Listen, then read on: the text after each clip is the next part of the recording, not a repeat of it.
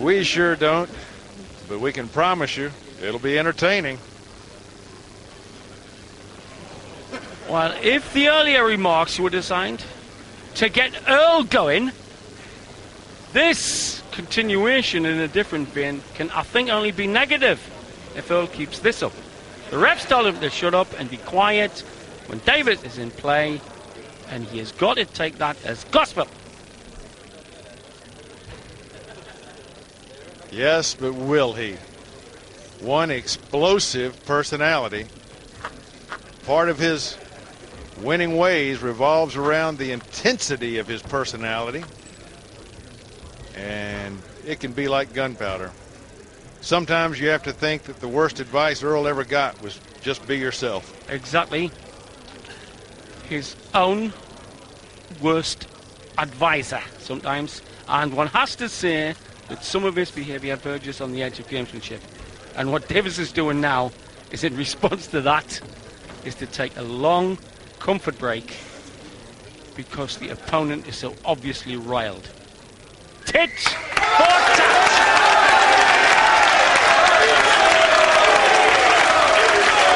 The king has returned to his court. And he has picked up the sword. Settle down.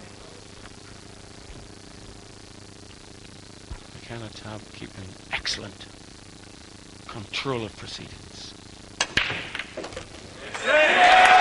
Davis continues to keep excellent control of the table. Yes, he does, but that 8-ball has just rolled up into a misery position and taken away what would have been an easy opening shot. Now, the perspective from this viewpoint has fooled me in the past, but it sure looks like that 8-ball is a full block from that corner pocket. Now, if he's got even half a pocket, remember, he can get in there because the pockets are just 2 balls wide.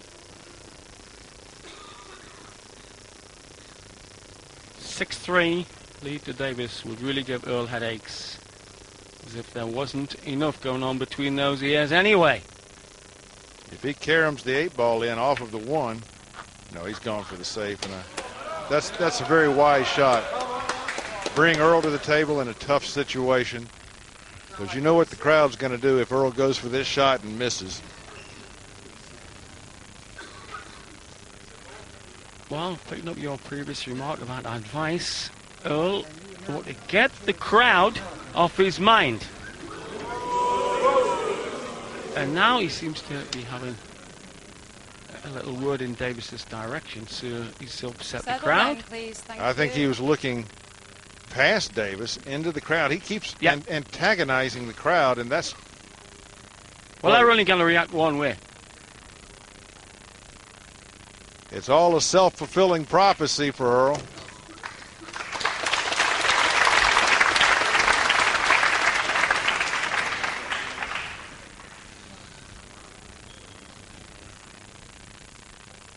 Well, the crowd responded to that shot with applause. They're here to see Earl Strickland, the pool player, not Earl Strickland, the neurotic. Earl's gone for the finger extenders again. And frankly, again, I don't see why. Finger extensions are on. Splaying, as I say, he's not, well, I don't see. Well, maybe he thinks marginal difference. The added distance gives added stability as he splays his fingers. Could be. It would seem like he'd want to feel the table.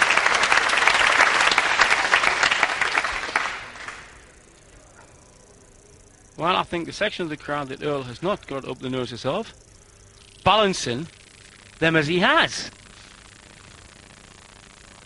A rare old atmosphere for a pool match. Never sussed one quite like it, Jerry. No, indeed. This quite a different atmosphere from what we've seen all week. You just wait for the gun to go off.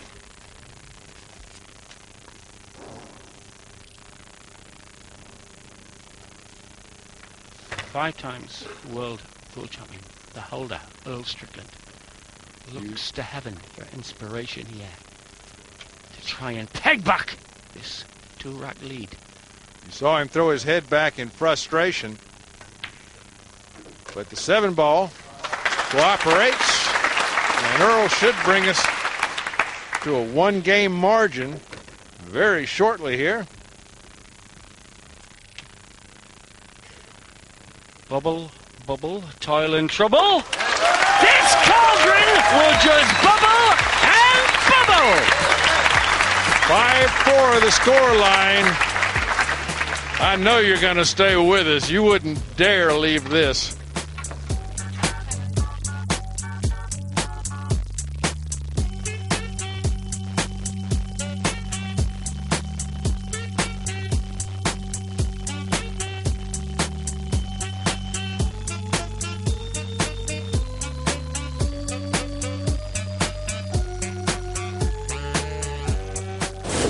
Strickland has been entertaining the crowd by arguing with them, particularly the big bloke with the Zapata moustache and the check shirt, who's about 4 feet away from him.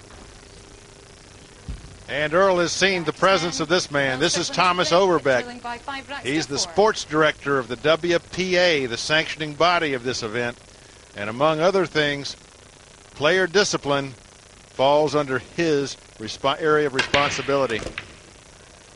Earl will be pleased by the result of that, especially with the nice drop on the 1.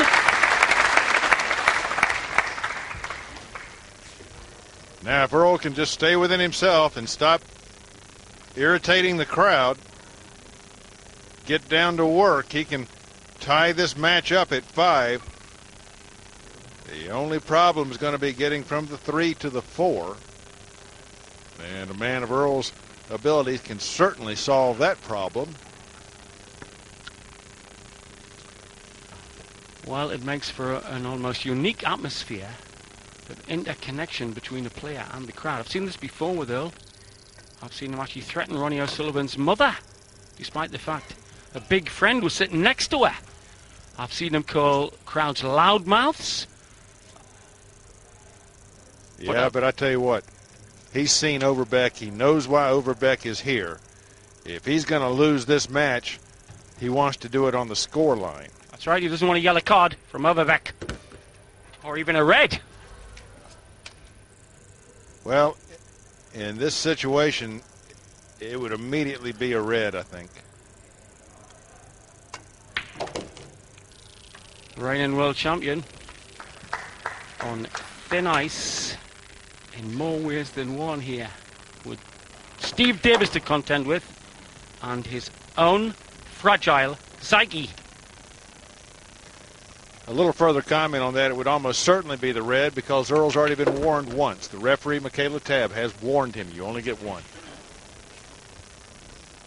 No 3 strikes. One more strike and Earl is in the locker room. All that up to the discretion of the officials, of course.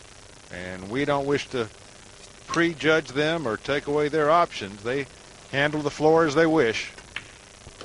Earl does a slow roll into the cush, draws it out, and this is going to be for 5-5, level game. Indeed, tied match. Halfway down the track, we are all tied up.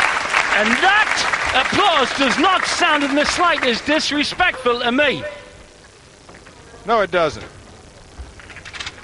I think they're giving him all the respect he could possibly deserve.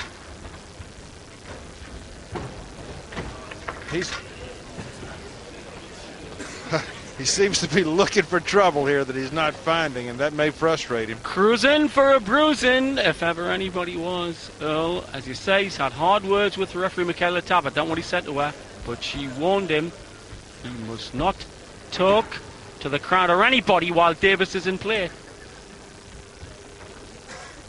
Say, it's like seeing 2 border guards. Davis pacing. Strickland. One of the great breaks of the game coming up. Well, yesterday Earl told us if he could have 3 or 4 shots at the table, Davis would be toast. This is Earl's 4th trip to the table. And it's 5-all. That's right. The toast is not even lightly browned. Well, I've never had Carolina toast. Pretty weak toast. Oh, it's good stuff. Served with country ham.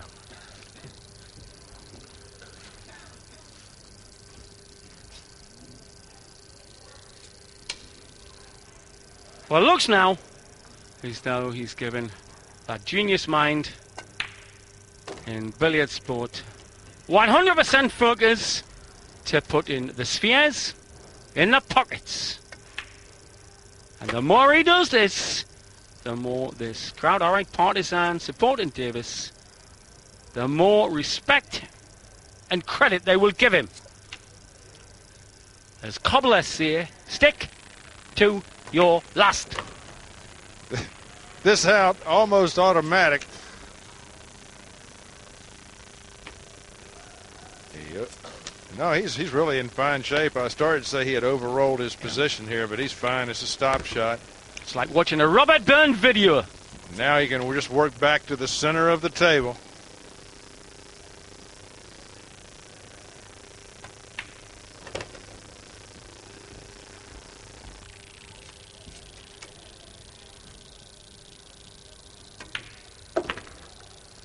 As easy as dribbling A1 sauce on hash browns. Earl Strickland out to a 6-5 lead. He's in rare form tonight in more ways than one.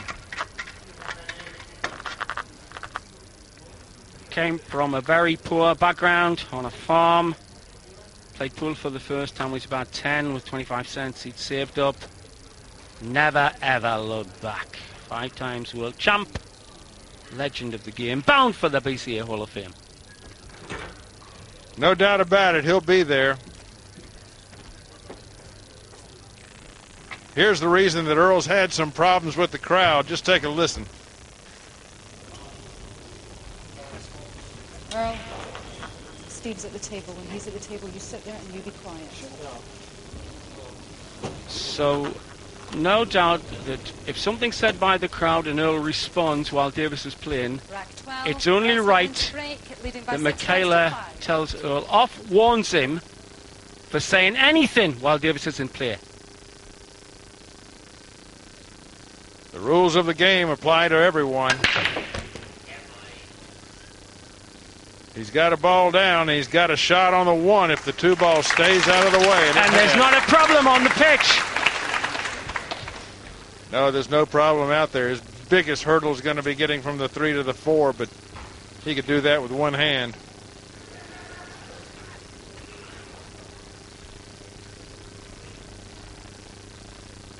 Earl again going for some sort of device for the fingers.